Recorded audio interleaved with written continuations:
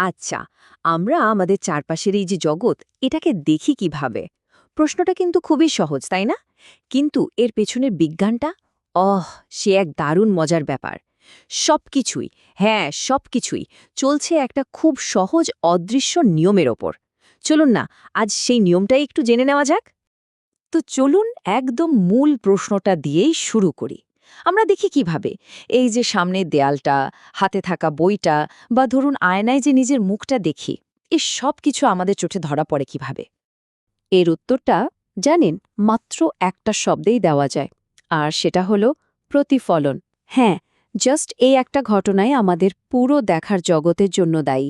কোনো জিনিস থেকে আলো মানে লাইট রিফ্লেক্ট করে বা প্রতিফলিত হয়ে যখন আমাদের চোখে এসে পড়ে, ঠিক তখনই কিন্তু আমরা ওই জিনিসটা দেখতে পাই।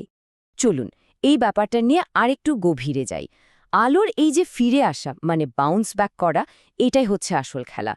কিন্তু মজার ব্যাপার হলো এটা দুইভাবে ঘটতে পারে। আর এই দুই রকম প্রতিফলনের মধ্যেই কিন্তু লুকিয়ে আছে আমাদের চারপাশের দুনিয়ার এত বৈচিত্র্যের আসল রহস্যটা। আচ্ছা, তাহলে এই প্রতিফলন জিনিসটা ঠিক কি? একদম সহজ করে যদি বলি, ভাবুন তো, আলো একটা বলের মতো। সোজা চলতে চলতে যখনই কোনো কিছুতে বাধা পায়, অমনি সেখান থেকে ধাক্কা খেয়ে আবার আগের দিকেই ফিরে আসে। আলোর ঠিক এই ফিরে আসার ঘটনাটাকেই আমরা বলি প্রতিফলন।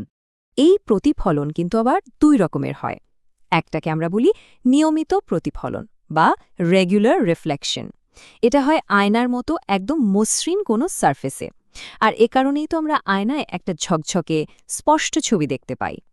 আর দ্বিতীয়টা হলো বিক্ষিপ্ত প্রতিফলন বা ডিফিউজড রিফ্লেকশন। এটা হয় অমসৃণ বা খসখসে জায়গায়। আর ঠিক এই কারণেই কিন্তু আমরা আয়না ছাড়াও আমাদের চারপাশের বই, খাতা, দেয়াল এই সব সাধারণ জিনিসগুলোও দেখতে পাই। এখন প্রশ্ন হলো, এই দুই ধরনের প্রতিফলনের মধ্যে আসল পার্থক্যটা কোথায়? উত্তরটা খুবই সিম্পল। শুধুমাত্র সারফেসটা কেমন, মসৃণ নাকি অমসৃণ। একটা দারুণ উদাহরণ দিই। ধরুন একটা নতুন অ্যালুমিনিয়াম ফয়েল, কি সুন্দর চকচক করে, তাই না? কারণ ওটা মসৃণ। এবার ওটাকেই যদি হাতে নিয়ে একদম দুমড়ে মুচড়ে ফেলেন, তখন কি আর আগের মতো চকচক করবে? করবে না। কারণ আলো কিন্তু তখনও রিফ্লেক্ট হচ্ছে, কিন্তু এবার হচ্ছে বিক্ষিপ্তভাবে, মানে চারিদিকে ছড়িয়ে ছিটিয়ে। ওকে, এবার চলুন একটু সিরিয়াস কথায় আসি। মানে এই ঘটনার পেছনের সায়েন্সটা কি সেটা দেখি। আলো যে এই যে রিফ্লেক্ট করে, এটা কিন্তু কোনো হাবিজাবি বা এলোমেলোভাবে হয় না। এর জন্য একদম নির্দিষ্ট দুটো খুব সহজ আর সুন্দর নিয়ম আছে। চলুন আলোর এই গেমের রুলসগুলো জেনে ফেলি। এই প্রতিফলন বুঝতে গেলে আমাদের আগে কয়েকটা প্লেয়ার বা চরিত্রের সাথে পরিচিত হতে হবে। ফার্স্ট, যে লাইট রে বা রশ্মিটা এসে সারফেসের উপর পড়ে, তাকে আমরা বলি আপতিত রশ্মি। এরপর বাধা পেয়ে যে রশ্মিটা ফিরে যায়, সেটা হলো প্রতিফলিত রশ্মি। আর ফাইনালি, ঠিক যে পয়েন্টে আলোটা এসে পড়ল, সেই পয়েন্টে সারফেসের উপর যদি আমরা একটা 90 ডিগ্রি অ্যাঙ্গেলে কাল্পনিক লাইন বা লম্ব আঁকি, তাকে বলা হয় অভিলম্ব। এখন এই অভিলম্বকে ঘিরে দুটো খুব গুরুত্বপূর্ণ অ্যাঙ্গেল বা কোণ তৈরি হয়। প্রথমটা হলো আপতন কোণ। সোজা কথায়, আপতিত রশ্মিটা অভিলম্বের সাথে যে কোণ তৈরি করে, সেটাই হলো আপতন কোণ বা অ্যাঙ্গেল আই। আর দ্বিতীয়টা হলো প্রতিফলন কোণ, মানে প্রতিফলিত রশ্মিটা অভিলম্বের সাথে যে কোণ তৈরি করে সেটা। একে আমরা বলি অ্যাঙ্গেল আর। আচ্ছা, এবার আসি নিয়মগুলোতে। প্রতিফলনের প্রথম নিয়মটা খুবই সহজ। এটা বলে যে আমাদের ওই যে তিনটা প্লেয়ার ছিল, আপতিত রশ্মি, প্রতিফলিত রশ্মি আর অভিলম্ব, এই তিনজন সবসময় একই সমতলে থাকবে। মানে ধরুন এরা সবাই যেন একটা কাগজের পাতার ওপরেই থাকবে। কেউ সেই পাতা থেকে ওপরে বা নিচে যাবে না। আর দ্বিতীয় নিয়মটা, এটাই হলো আসল ম্যাজিক। এই নিয়মটা বলে আপতন কোণ আর প্রতিফলন কোণ, মানে আমাদের অ্যাঙ্গেল আই আর অ্যাঙ্গেল আর, সবসময় অলওয়েজ সমান হবে।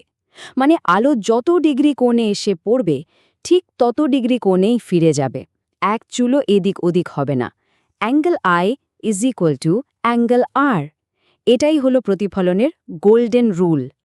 এখন চলুন দেখি এই সহজ সরল নিয়মগুলো কিভাবে আয়নার মতো একটা সাধারণ জিনিসের ভেতরে একটা আস্ত মায়াবী জগৎ তৈরি করে ফেলে। আসলে আয়না কিন্তু আমাদের ব্রেনকে একটা দারুণ ট্রিক বা কৌশল করে একটা ছবি দেখায়। ভাবুন তো, একটা আয়নার সামনে একটা মোমবাতি জ্বলছে। মোমবাতি থেকে এই আলোক রশ্মিগুলো আয়নায় রিফ্লেক্ট হয়ে আমাদের চোখে এসে পড়ছে, তাই তো? কিন্তু আমাদের ব্রেন ও তো খুব বোকা সোজা। ওভাবে আলো সবসময় সোজা পথেই চলে। তাই ও কি করে, আমাদের চোখে আসা ওই বাঁকা রশ্মিগুলোকে সোজা পেছনের দিকে বাড়িয়ে দেয়। আর তখন ব্রেনের কাছে মনে হয়, আরে, আলো রশ্মিগুলো তো আসলে আয়নার ভেতর থেকে ওই পেছনের কোনো একটা পয়েন্ট থেকে আসছে। আর বুম, ঠিক এভাবেই তৈরি হয়ে যায় মোমবাতির প্রতিবিম্বটা। তো বিজ্ঞানের ভাষায় যদি বলি প্রতিবিম্ব বা ইমেজ জিনিসটা কি, সহজ কথা হলো আলো কোনো জায়গা থেকে রিফ্লেক্ট হওয়ার পর রশ্মিগুলো যেখানে গিয়ে সত্যি সত্যি মেলে অথবা যেখান থেকে আসছে বলে আমাদের মনে হয়, ঠিক সেই পয়েন্টসটাকেই আমরা বলি ওই বস্তুটার প্রতিবিম্ব। এই প্রতিবিম্বও কিন্তু আবার দুই রকমের, সৎ আর অসৎ, মানে রিয়েল ইমেজ আর ভার্চুয়াল ইমেজ। সৎ প্রতিবিম্ব তৈরি হয় যখন আলোক রশ্মিগুলো সত্যি সত্যি এক জায়গায় গিয়ে মিলিত হয়, আর তাই এটাকে একটা পর্দার উপরে ফেলা যায়, সিনেমার পর্দার ছবির মতো। অন্যদিকে অসৎ প্রতিবিম্বের বেলায় রশ্মিগুলো কিন্তু সত্যি সত্যি মেলে না, শুধু আমাদের ব্রেনকে বোকা বানিয়ে মনে করায় যে ওরা এক জায়গা থেকে আসছে। আমাদের বাসার আয়নায় আমরা যা দেখি সেটা হলো এই অসৎ প্রতিবিম্ব, আর এ কারণেই তো এটাকে পর্দায় ফেলা যায় না, শুধু চোখেই দেখা যায়, ধরা ছোঁয়া যায় না। এতক্ষণ তো আমরা কথা বললাম একদম ফ্ল্যাট বা সমতল সারফেস নিয়ে, কিন্তু খেলাটা আরও জমে উঠবে যখন আমরা এই সারফেসটাকেই একটু বাঁকিয়ে দেব। আর ঠিক তখনই প্রতিফলনের এই সাধারণ নিয়মটা কাজে লাগিয়ে তৈরি হয় অসাধারণ সব শক্তিশালী জিনিস। এই বাঁকানো আয়না আলোর সাথে যা করে তা এক কথায় দারুণ। যেমন অবতল আয়না, মানে যেটার ভেতরটা চামচের মতো ঢোকানো, সেটা সব সমান্তরাল আলোকে এক জায়গায় এনে ফোকাস করে।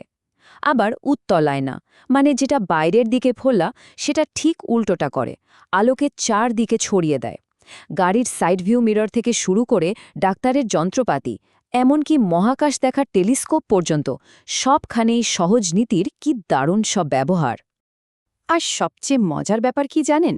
এই যে এত জটিল সব কাজ, আলোকে এক জায়গায় আনা বা ছড়িয়ে দেওয়া, এগুলো করার জন্য আলোর কিন্তু কোনো নতুন নিয়মকানুন শিখতে হয় না। সেই একদম শুরুতে আমরা যে একটা মাত্র সূত্র শিখেছিলাম, মনে আছে? আপতন কোণ সমান প্রতিফলন কোণ, বা জাই আই ইজ ইকুয়াল টু জাই আর, ব্যাস, ওই একটাই নিয়ম। শুধুমাত্র আয়নার সারফেসটা বাঁকা, আর তাতেই দেখুন কি বিশাল পার্থক্য তৈরি হয়ে গেল। এটাই তো সায়েন্সের আসল মজা, তাই না? তাহলে চলুন আজকের আলোচনাটা শেষ করি একটা প্রশ্ন দিয়ে। আলোর প্রতিফলনের এই যে সাধারণ একটা নিয়ম, এটাই যদি আমাদের দেখার পুরো জগৎটা তৈরি করে, যেখানে আমাদের ব্রেইন প্রতিনিয়ত আলোক রশ্মিগুলোকে সাজিয়ে এক একটা ছবি বা প্রতিবিম্ব তৈরি করছে, তাহলে একবার ভেবে দেখুন তো, আমরা খালি চোখে যা দেখি তার বাস্তবতা আসলে কতটুকু।